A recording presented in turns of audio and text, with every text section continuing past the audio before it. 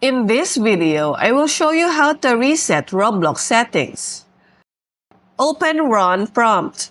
Type in app data. Open local folder. Go to Roblox folder.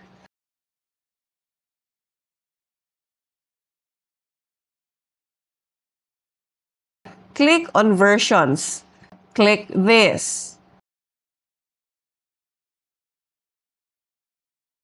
And click on content.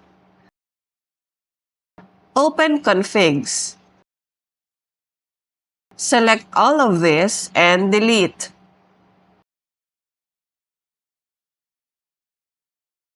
And that's it.